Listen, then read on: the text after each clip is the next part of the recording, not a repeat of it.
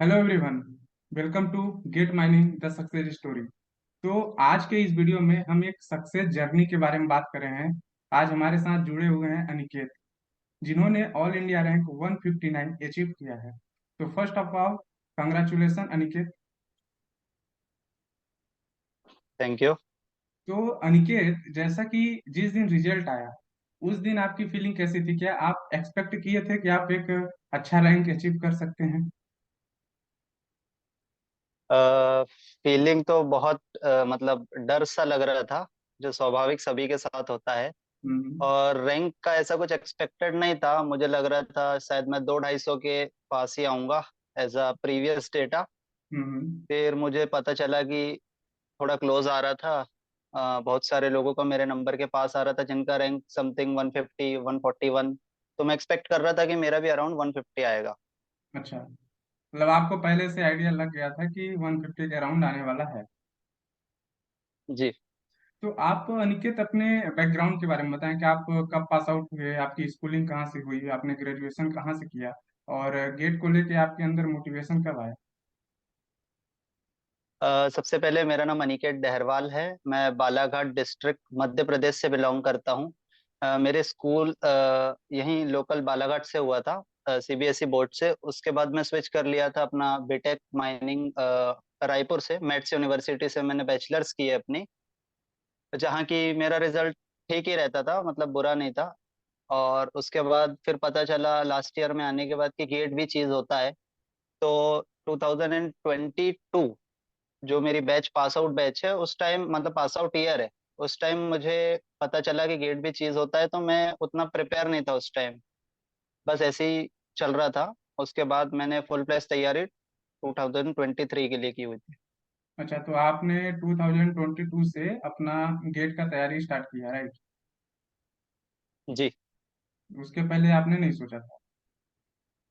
उसके पहले हमारे जो टीचर्स है वही लोकल टाइप का पढ़ाए थे, बेसिक हम्म। बेसिक। तो हम्म। वो उतना इनफ नहीं था गेट के लिए। तो अनिकेत, जब आप प्रिपरेशन कर रहे थे तो आपका प्रिपरेशन जर्नी कैसा था? क्या स्ट्रेटजी था? किस तरीके का आप अप्रोच करते थे अपने प्रिपरेशन को लेके? शुरुआती दौर में तो कुछ समझ में नहीं आ रहा था। फिर मैं माइन गेट ज्वाइन किया ओके। कोचिंग के लिए। उसके बाद वहां मैं सर लोग से इंटरेक्ट किया, मनीष सर से, ध्रुव सर लोगों से। ओके। उसके बाद उन्होंने मुझे समझाया कि कैसे आपकी स्ट्रेटेजी प्लान होनी चाहिए, किस हिसाब से आपको टेस्ट सीरीज देनी चाहिए, क्या हम्म। आपका ओवरऑल परफॉर्मेंस रहना चाहिए। हम्म। उनके बाद मैं उनसे जुड़ता गया और जानकारी और स्ट्रेटेजी को इम्प्रूव करता रहा। हम्म। मतलब कहीं ना कहीं आपका जो सीरियस पढ़ाई हुई है 2023 में हुई है, जी बिल्कुल। कि आप एक गाइडेंस के साथ जुड़ गए जो आपको गाइड करते रहे साल भर। जी जी जी, इसलिए मैं मनीष सर का बहुत आभारी हूँ, जो उन्होंने मुझे समझाया मेरे अप्स एंड डाउन्स में। वो मुझे बहुत साथ दिए थे। जैसे मुझे कभी डिमोटिवेशन भी आ रहा था तो हम्म। मैं किसी को फोन नहीं लगाता था, क्योंकि उस time mentor, as a mentor मैंने मनीष सर को मान लिया था अपना। ओके। तो उन्हीं से मेरा कॉल पे बात होता था। अच्छा, तो कहीं ना कहीं अनिकेत ऐसा है कि आपका सेकंड अटेम्प्ट था, और सेकंड अटेम्प्ट हम्म। में आपने अच्छा स्कोर किया। तो जरूरी नहीं है कि आप जो चाहते हैं वो आपको एट द उसी टाइम मिल जाए। ठीक है, तो कहते हैं जी ना कि your patience is your power. उसी तरह आपका भी, आपने हम्म, पेशेंस रखा और एट द एंड आपको ऐसा रिजल्ट मिला। तो जी अनिकेत, ड्यूरिंग प्रिपरेशन बहुत लोगों को मतलब प्रॉब्लम फेसेस करनी पड़ती है, तो वो डिमोटिवेट हो जाते हैं। जैसे अक्टूबर नवंबर का जब मंथ आता है तो स्टूडेंट डिमोटिवेट होके हो जाते हैं और वहीं से अपनी पढ़ाई को छोड़ देते हैं। तो आप थ्रू आउट जर्नी कैसे अपने आप को मोटिवेट रखते थे? क्या क्या करते थे मोटिवेशन की? डिमोटिवेशन आना स्वाभाविक है, क्योंकि आप गेट जैसे एग्जाम लिख रहे हो तो वहां पर आपको जब आप पता चलता है कि आपसे इतने लोग आगे हैं। कोचिंग में जब मैं टेस्ट देता था तो मुझे समझ में आ जाता था कि मेरा लेवल कहाँ पर है। हम्म। तो डिमोटिवेशन आना तो नेचुरली था। उसे आप एज अ पावर की तरह यूज कर सकते थे कि यार मुझसे अभी भी 10 लड़के आगे हैं, मैं हम्म। ऐसा क्या करूँ कि उन 10 लड़कों को और पीछे कर सकूं। तो कभी हम्म। कभी डीमोटिवेशन आपका आपको इम्प्रूवमेंट दिलवा सकता है। तो और फिर मैं अपने दोस्तों से बात करता था, कभी हम्म। भी डीमोटिवेशन आता था तो उनकी जिंदगी से मैं सीखता था। क्योंकि अभी मेरा एक दोस्त है, वो प्राइवेट लिमिटेड में काम कर रहा है एज अ ओके। ट्रेनी। वो हम्म। इतना काम करता है ना, इतना काम करता है, और उसे सिर्फ 15,000 रुपये मिलता है। तो अच्छा। उसकी जिंदगी से मैं अपनी कंपेयर करता था, मैं बोलता था मुझे तो पंखे के नीचे पढ़ना है, कोई मेहनत नहीं है, सिर्फ पढ़ना है, मुझे हम्म। माइंड के अंदर नहीं जाना था। तो हम्म। उससे मैं बहुत सारी चीजें सीखा हूँ। अच्छा। तो जैसे आप अगर माइंड गेट ज्वाइन किए थे तो टेस्ट सीरीज में माइंड गेट का ही लिए होंगे, या फिर कहीं और से जी आपने? माइंड गेट का ही था। जी माइंड गेट का ही था, अच्छा। और कहीं से तो नहीं, मैं यूट्यूब का बहुत मदद लेता था। ओके। तो जैसे टेस्ट आप देते थे, टेस्ट में अगर आपका परफॉर्मेंस अच्छा नहीं रहता था, कैसा वैसे आपका परफॉर्मेंस रहता कैसा था? अ, मेरा परफॉर्मेंस शुरुआती दौर पे तो परफॉर्मेंस एकदम ही उटपटांग था। मतलब मुझे ऐसा लगता था कि जो उन्होंने पढ़ा दिया उतना पढ़ के आप टेस्ट दे दो, जो ओके। कि इनफ, बिल्कुल इनफ नहीं था। आपको कुछ एक्स्ट्रा ऑर्डिनरी करना था। तो मैं पहले उनके नोट्स कवर अप करता था, हम्म। उसके बाद उनके लगाए हुए क्वेश्चन, फिर मैं पीवाई क्यू करता था, फिर एक एक और ही करता था। उसके बाद एक्स्ट्रा के लिए मैं यूट्यूब जाता था और कुछ रेफरेंस बुक ट्राई करता था। उसके बाद जब मैं टेस्ट दिया तब मेरी इम्प्रूवमेंट अच्छी हुई, और मैं हर टेस्ट में लगभग टॉप 10 के अंदर तो आ ही जाता था। ओके। तो जैसे अगर टेस्ट सीरीज का जो क्वेश्चन आपको डिफिकल्ट लगा, जिसको आप उस टाइमिंग 2 मिनट में अगर आप सॉल्व नहीं कर पा रहे हैं, तो बाद में एनालिसिस के टाइम आप उसको कैसे टैकल करते थे? अगर आप फंस गए, नहीं समझ आ रहा है, अ, तो किसी फ्रेंड की मदद लेते थे या डायरेक्ट फैकल्टी के साथ कंसल्ट करते थे? अ, इस प्रॉब्लम का अच्छा सोल्यूशन माइंड गेट ने ही दिया था। क्या करते थे वो, जब सीरीज में कुछ क्वेश्चन फंस जाते थे तो वो सब्जेक्ट वाइज टेस्ट में उसे सॉल्व करते थे ओके। लाइव क्लास में। तो वहां पर मतलब सॉल्यूशन मिल जाता था, और फिर मैं दोस्तों से भी मदद लेता था अपने। तो हम्म। दिक्कत नहीं थी। और ज्यादा ही डिफिकल्ट क्वेश्चन है तो मैं उसे मार्क आउट कर देता था कि जब मैं सेकंड फेज में इस टॉपिक को कवर अप करूंगा तो इस क्वेश्चन को लगा लूंगा। ठीक है। जैसे बहुत लोग, बहुत स्टूडेंट ये सोचते हैं कि मैं किसी टॉपर का नोट्स परचेस करके, कहीं से नोट्स लेके मैं वहां से पढ़ लूं और मैं एक अच्छा रैंक अचीव कर लूं। तो क्या आप नोट्स बनाने पे बिलीव करते थे कि मैं सेल्फ खुद का नोट्स बनाऊं या और शॉर्ट नोट बनाऊं? ऐसा कुछ आपने किया क्या, या फिर किसी टॉपर के अ, आप न- भी वही फॉलो किया? नहीं नहीं, मैं किसी टॉपर का फॉलो नहीं किया। हम्म। मैं सेल्फ मेड नोट बनाता था, जो कि बहुत जरूरी है। मतलब मेरे हिसाब से 50% काम तो आपका नोट्स ही कर देता है। ओके। जैसे मान लीजिए आप इतना बड़ी बड़ी डीजे देशमुख है, आप पूरा पूरा हम्म। पढ़ के वो कुछ नहीं हो सकता उससे। तो डीजे देशमुख का 50% आपने इंपॉर्टेंट चीज अपने नोट्स में कवर अप किया। हम्म। उसके बाद और बहुत सारी चीजों से इंपॉर्टेंट इंपॉर्टेंट मार्कआउट पॉइंट्स आपने कलेक्ट किए, उसके बाद अपनी नोट्स बनाए। तो वो हम्म। ज्यादा बेनिफिट है मुझे लगता है। ओवरऑल पूरा डीजे देशमुख पढ़ने से बेटर है कि अपनी नोट्स पढ़े। हम्म। अच्छा। तो आपने नोट्स बनाया, शॉर्ट नोट भी बनाया? हम्म, हाँ। फिर लास्ट पीरियड में जैसे सितंबर अक्टूबर नवंबर आते गया, तो मैं जो अपनी हैंडमेड नोट्स है उसे और शॉर्ट करने का ट्राई किया, जो अच्छा। कि मुझे लास्ट मोमेंट में बहुत फायदा मिला उसका। हम्म। तो आप फिर पीवाईक्यू कब लगाते थे? पीवाईक्यू का क्या रोल प्ले था? पीवाई क्यू का ही रोल प्ले था। पीवाई क्यू ही बहुत मस्ट इम्पोर्टेंट चीज है। पीवाई क्यू आपका तो मैंडेटरी है। मतलब ऐसा था कि जैसे आपने टॉपिक किए तो उसका पीवाई क्यू उसी दिन आपको कवर अप करना है। हम्म। क्योंकि आप एक बार सब्जेक्ट वाइज करना है आपको, फिर हम्म। आपको पूरा ईयर वाइज पीवाई क्यू करना है, उसके बाद आपको पूरा पीवाई क्यू करना है 2022 21 20 ऐसे। तो पीवाई क्यू तो बहुत जरूरी है। 70% मुझे लगता है कि पीवाई क्यू गेट पेपर ही रहता है और कुछ नहीं। जैसे कोई क्वेश्चन है, जैसे एज अ पीवाईक्यू आप समझ लो, या फिर एक एक से समझ लो, किसी भी बुक से जो क्वेश्चन आपको बहुत ज्यादा डिफिकल्ट लगता था, तो टैकल कैसे करते थे आप उसको? किस तरीके का अप्रोच रखते थे? जो क्वेश्चन मुझे बहुत ज्यादा डिफिकल्ट लगते थे तो पहले तो मैं उसे अवॉइड करता था। हम्म। क्योंकि अगर से मैं उस क्वेश्चन पे ज्यादा दिमाग लगाऊंगा तो मेरे आगे के 5 क्वेश्चन बिगड़ जाएंगे। हम्म। ईगोइस्टिक नहीं होना है आपको। हम्म आप उस क्वेश्चन को उस पॉइंट में मार्क आउट करके छोड़ सकते हो और आगे बढ़ सकते हो। क्योंकि हम्म आपको ऐसा तो नहीं है एक ही बार रिवीजन करना है, आप जब सेकंड फेज में रिटर्न आओगे ना तब हम्म, उस क्वेश्चन को फिर से आप ट्राई कर सकते हो, और तब भी आपसे नहीं बन रहा है तो आपके डिजायर्ड फैकल्टी से आप कंसर्न कर सकते हो उस चीजों को लेकर। ओके। तो जैसे एग्जाम जो होता है गेट का वो फरवरी मंथ में होता है, तो आप रिवीजन कब स्टार्ट किए और कितने टाइम रिवीजन किए गेट एग्जाम के पहले? और स्टाइल क्या था आपका रिवीजन करने का, किस तरीके से? क्योंकि आपके पास बहुत सारी नोट्स हैं, आप पूरे नोट्स से नहीं पढ़ सकते क्योंकि आपके पास लिमिटेड टाइम रहेगा। जनवरी मंथ नोट्स रिवीजन का नहीं होता वैसे। तो आप किस तरीके का करते थे अप्रोच रिवीजन के लिए? रिवीजन मैंने लगभग 3 बार रिवीजन किया हुआ था, जो कि मेरा रिवीजन अक्टूबर नवंबर से स्टार्ट हो गया था। मैं एकदम रिगरस रिवीजन करता था, जो कि रिवीजन बहुत इम्पोर्टेंट है आपका। क्योंकि हम्म माइनिंग में इतने सारे सब्जेक्ट आ गए कि आप भूलते जाओगे और उसे आपको दोबारा कवर अप करना पड़ेगा।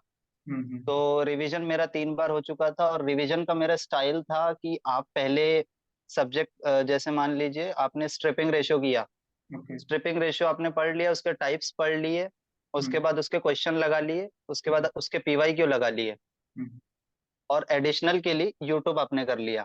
ठीक है। तो मैं ऐसे एक चेन करता था, और उसके बाद जब मेरा वो टॉपिक खत्म हो जाता था तो फिर मैं उसे रिवाइज कर लेता एक बार उसी टाइम। हम्म। फिर उस टॉपिक का वो पूरा सब्जेक्ट कवर हो जाता था, तो उस कवर अप सब्जेक्ट को भी मैं एक और बार रिवाइज कर लेता था। उसके बाद फुल रिवीजन चालू था मेरा, मतलब कंटिन्यूएशन साइकिल मेरी हम्म कंटिन्यू में थी ऐसा। हम्म। तो वहां पे एट द एंड लास्ट में आपको शॉर्ट नोट हेल्पफुल किया होगा जो आप फार्मूला शीट बनाए होंगे। जी बिल्कुल।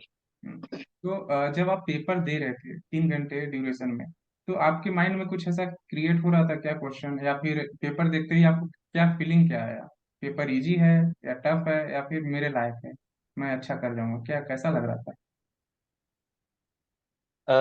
पहली बात तो ये कि जो पेपर आने वाले 10 मिनट, जो हम्म। पेपर के पहले के 10 मिनट है ना, हाँ हाँ। वो बहुत इंपॉर्टेंट रहते हैं। उसको, उस 10 मिनट को आप कैसे टैकल करते हो वो ज्यादा बिल्कुल। मतलब इम्पोर्टेंट है। Yes। क्योंकि वो 10 मिनट आपके मन में इतना थॉट चलेगा, यार हम्म मैं जो पढ़ा आएगा नहीं आएगा, मेरा होगा नहीं होगा, मेरा एक साल पूरा बर्बाद हो जाएगा नहीं आया तो उस दौरान आपको पेशेंस रखना है, और पेशेंस ही आपको एट लास्ट में मदद करेगा। मतलब उसके बाद जब मैं क्वेश्चन देखा तो मेरा एप्टीट्यूड तो बिल्कुल नहीं बना था पहले। हम्म। 10 क्वेश्चन रहते एप्टीट्यूड में, मेरे 2 क्वेश्चन बने थे और दोनों गलत, मुझे पता था। अच्छा। मैं कोर सब्जेक्ट में गया, माइनिंग में। हम्म माइनिंग में क्वेश्चन बनते रहे और कॉन्फिडेंस आता रहा। हम्म। तो जब जब कॉन्फिडेंस आएगा तब आप वापस एप्टीट्यूड सेक्शन में जाइए और तब क्वेश्चन ट्राई करिए, तब आपसे क्वेश्चन बन जाएगा, उसमें कोई दिक्कत नहीं है। Yes yes. तो अब फिर पेपर देने के बाद आपको क्या लगा कि मैं अगर कुछ टाइम मिलता या फिर ये मिस्टेक नहीं करता तो मैं पेपर को फोड़ भी सकता था? जी बिल्कुल। समय का थोड़ा सा अभाव लगा मुझे, हम्म। और समय का अभाव तो था। उसके बाद मैं जब एनालिसिस किया तो मैंने 53 क्वेश्चन अटेम्प्ट कर दिया था। ओके। और वो मुझे बहुत चिंता कर रहा था यार। मैं सबसे बात किया तो 53 मेरे हिसाब से किसी ने अटेम्प्ट नहीं किया था उतने क्वेश्चन। हम्म। फिर मैं बोला जो होगा अब देखा जाएगा, अब पेपर। हाँ। तो अनिकेत, आप 2 ईयर गेट का पेपर दिए, ठीक है? तो आपको समझ आया होगा कि गलतियां क्या नहीं करनी चाहिए, क्योंकि जो आप 2022 में मिस्टेक किए होंगे वो आप दोहराना नहीं चाहते थे 2023 में। तो आप ऐसा क्या चेंजेस किए और एस्पिरेंट को क्या गाइड करेंगे कि उनको क्या मिस्टेक नहीं करना चाहिए? 2022 का जब मैं पेपर दिया था हम्म तब मुझे ये समझ में आया कि ना ही मेरे पास बेसिक नॉलेज अच्छा है गेट के लिए, हम्म और ना ही मेरे पास न्यूमेरिकल पावर है। हम्म। तो 2022 तो मेरा ऐसे ही चले गया। उस टाइम पे भी मेरा मेरा 1.9 नंबर से चूक गया था। ओके। फिर मैं अपने दोस्त से बात किया तो उन्होंने बोले यार तेरा नॉलेज तो ठीक है, पर तू एक काम कर, एक कोचिंग सेंटर ज्वाइन कर ले। तब मुझे हम्म माइंड गेट के बारे में पता चला, फिर मैं वहां उनसे जुड़ता गया हम्म। और पेशेंस रखा। सबसे पहली बात तो आपको बिलीव होना चाहिए अपने टीचरों पे, उन पे शक नहीं करना चाहिए। बिल्कुल। क्योंकि बहुत सारे लोग हैं कि कोचिंग का भी पढ़ ले रहे हैं, यूट्यूब हम्म। से भी पढ़ ले रहे, दूसरे प्रेफरेंस कोचिंग का भी पढ़ ले रहे, तो वो हम्म। मिक्सड अप हो जाता है, उससे कोई फायदा नहीं है। ओके, तो तो मतलब मैं उनसे मिला उसके बाद। हम्म। हाँ बताइए। मतलब आप सिर्फ कोचिंग का ही मटेरियल फॉलो किए, अदर जगह कहीं दौड़ भाग नहीं किए? बिल्कुल बिल्कुल, मैं कोचिंग फॉलो किया और एक्स्ट्रा के लिए यूट्यूब और थोड़ी सी रेफरेंस बुक हल्की सी बस। ओके, तो अनिकेत आपका पूरे जर्नी में आपके फैमिली और फ्रेंड का कैसा सपोर्ट था? फैमिली का तो बहुत सपोर्ट था। पापा को थोड़ा कंपटीशन पता था, तो पापा बोलते थे, थोड़ा टेंशन में रहते थे। और मम्मी तो बिल्कुल अंधा विश्वास था मम्मी को कि तेरा तो हो ही जाएगा, इतना पढ़ रहा है, मैं इतना पूजा पाठ टाइप की है मम्मी तो, अच्छा। पूजा वूजा करती थी, और तेरा तो हो ही जाएगा, ऐसा था। Yes yes. और पिताजी थोड़ा बोलते थे कि थोड़ा और मेहनत करना है, अभी बचा हुआ है। टेस्ट में उनको नंबर बताता था तो बोले यार, हम्म टॉप 10 में आ रहे हो, टॉप 5 में आओ, टॉप 1 आओ कभी। तो हम्म। ऐसा, और दोस्तों का तो बहुत, मतलब मुझे जब भी डिमोटिवेशन हो मैं दोस्तों को फोन मिला लेता था, कभी अच्छा। कुछ पूछना है तो दोस्तों को। एक्चुअली हम्म में मेरे प्रिपरेशन के दौरान मेरा पड़ोसी मेरे बहुत काम आया। मतलब मुझे कुछ भी बुक्स चाहिए या पेन चाहिए या जो भी मेरी डेली नीड्स है, मैं हम्म उसे ट्रांसफर कर देता था, वो मेरे लिए ला लेता था, मेरे पास समय पूरा था। पर हम्म। एक्चुअली में मैं जब बालाघाट जाता तो मेरा टाइम बहुत वेस्ट होता है, वहां दोस्तों से मिलना, यहाँ घूमना वहां घूमना, तो बिल्कुल मैं बिल्कुल। उसे बोल देता था, तो मैं अपना समय यहाँ बचा लेता था। आपने टाइम अपना बचाया, जहाँ पे जरूरत है वहाँ पे आपने टाइम को यूटिलाइज किया। जी तो आप अपकमिंग गेट एस्पिरेंट को क्या गाइड करना चाहेंगे? आखिरी मैसेज आपके साइड से उनके लिए क्या होगा? क्या करना चाहिए उनको, क्या नहीं करना चाहिए? क्या वो सेल्फ स्टडी उनके लिए इनफ है, या फिर उनको कोई कोचिंग ज्वाइन करना चाहिए? क्योंकि गेट का ट्रेंड चेंज हो चुका है, जैसा कि आप भी जानते हो। ठीक है, पहले जैसा गेट नहीं रहा, वो जी डे बाई डे अपना इम्प्रूवमेंट दिखा रहा है। तो स्टूडेंट के लिए आपका आखिरी मैसेज क्या होगा? जी, स्टूडेंट के लिए मेरा आखिरी मैसेज सेल्फ बिलीव होगा, क्योंकि सेल्फ बिलीव बहुत जरूरी है। आपको अपने ऊपर भरोसा रखना पड़ेगा, क्योंकि मेरा एक क्वेश्चन इसी चक्कर में गलत हो गया। इम्पेलर वाला जो क्वेश्चन आया हुआ था, जिसमें यस। 9.013 मेरा आंसर आया था, जी जी। और उसमें लिखा था नियरेस्ट टू हायर इंटीजर, जिसमें लोगों ने 10 लगाए थे, मैंने 9.013 मारा था, क्योंकि मुझे लगा यार मेरा तो शायद गलत है, एग्जैक्ट आंसर डाल देता हूँ क्या ही होगा। उस टाइम में वो 90। नियरेस्ट टू हायर इंटीजर कर देता तो 90% रैंक कहीं और होती। यस। तो वही सेल्फ बिलीफ बहुत जरूरी है। और दूसरी बात, अगर से आप तैयारी कर रहे हो तो प्रीवियस ईयर मैं बोलता हूँ कि 70% एज इट इज आता है, प्रीवियस ईयर सिर्फ डेटा चेंज होता है। यस। तो प्रीवियस ईयर तो मस्ट है, आपको वो करना ही पड़ेगा। और दूसरी बात, भरोसा रखिए अपने आप, अपने ऊपर, अपने फैकल्टी के ऊपर, सब क्लियर हो जाएगा, कोई दिक्कत नहीं है। मैं गेट एस्पिरेंट को आखिरी मैसेज ये देना चाहता हूँ कि आप अपने ऊपर तो बिलीव रखिए ही, और मोटिवेशन के साथ ही रहिए। आपको जब भी डिमोटिवेट होता है, तो आप अपने फ्रेंड के साथ बात करें जो ऑलरेडी वो गेट को अच्छे तरीके से समझता है। और दूसरी बात, कि एक ऐसा फेलियर फ्रेंड बनाएं जो फेलियर को बहुत ही नजदीक से देखा हो। सक्सेस जो स्टूडेंट है, जिन्होंने सक्सेस बहुत ही कम टाइम में अचीव किया है, वो आपको नहीं बता सकता कि उसने कहाँ पे मिस्टेक की। लेकिन जो फेलियर स्टूडेंट है, वो आपको बता सकता है कि आपको यहाँ पे मिस्टेक नहीं करनी है। तो वहां से आपके लिए बहुत ही ज्यादा बेनिफिट होगा। राइट। और आपको जी पीवाईटी को एज अ प्रैक्टिस ही लेना है, क्योंकि आपने कॉन्सेप्ट पूरे ईयर पढ़े हैं, और उसको आपको पीवाईटी को अपने कॉन्सेप्ट को इंट्रोलाइज करना है कि आप सही वे में बना सकते हैं या नहीं। आपके पास सोल्यूशन तो है, लेकिन आपको सोल्यूशन को देखना नहीं। थर्ड थिंग इज कि जब आप पेपर हॉल में हो, तो आप क्वेश्चन को इतने अच्छे से पढ़ो कि मिस्टेक ना हो। क्योंकि जैसा ने अनिकेत ने बताया, इम्पलर का क्वेश्चन, उसने सिर्फ गेम खेला round of highest integer, student ने ध्यान नहीं दिया और 9 लिख के आ गया, जबकि आंसर 10 था। वहीं पे कानपुर ने गेम किया। तो इन सब छोटी छोटी चीजों को ध्यान में रखें। तो थैंक यू अनिकेत, अपना कीमती टाइम देने के लिए। फिर मिलते हैं नेक्स्ट वीडियो में, तब तक के जी, लिए। Thank you.